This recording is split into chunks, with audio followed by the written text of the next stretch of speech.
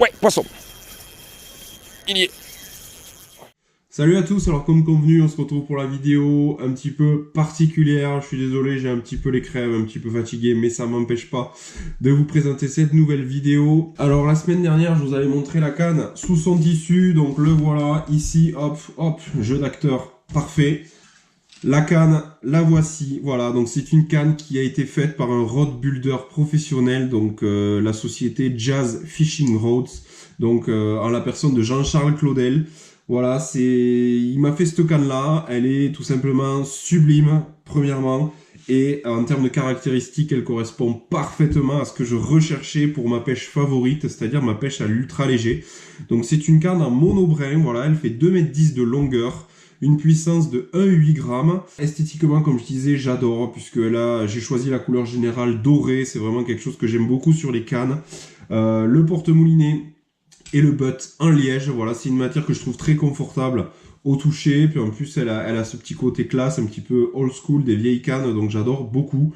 Le porte-moulinet, c'est un porte-moulinet Fuji, il a été peint en black gloss, donc superbe. Les anneaux, donc c'est des anneaux titanium torsite, hein, voilà, donc c'est vraiment aussi du très haut de gamme chez Fuji, très léger, qui permettent de bien ressentir sa ligne, voilà, dans le blanc, donc vraiment, vraiment superbe. Ils ont été anodisés d'une couleur, voilà, dorée, donc la couleur générale de la canne. Les ligatures sont tout simplement sublimes, pareil, couleur dorée. Le blanc, c'est de chez North Fork Composite, donc c'est vraiment NFC, un des meilleurs fournisseurs de blanc au monde.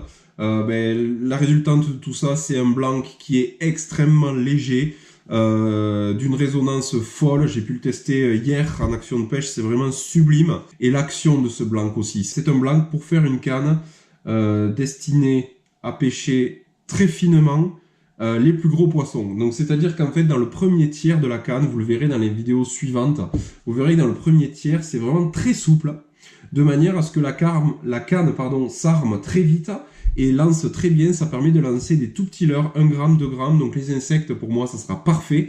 Mais cette action souple, attention, c'est vraiment très utile pour pouvoir lancer, mais la canne a une action fast, donc le sion il est certes très mobile, mais il revient boum, très vite en place. Donc ce qui fait que vous avez une précision de lancer qui est assez incroyable, et dans l'animation des petits leurres de surface aussi, ça permet d'animer les stickbaits et les petits poppers à merveille, c'est vraiment la perfection.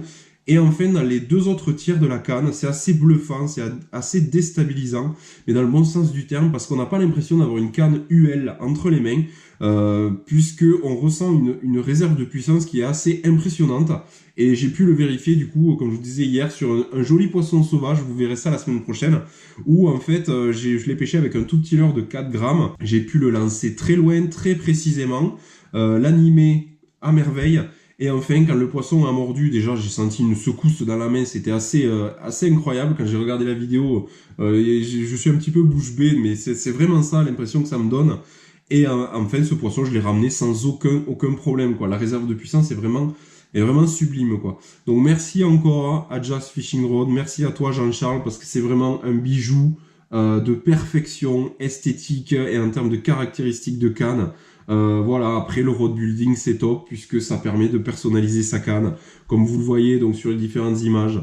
On peut retrouver mon logo. Je souhaitais absolument un accroche-leurre, hein. Jean-Charles me l'a mis. La couleur c'est moi qui l'ai choisi.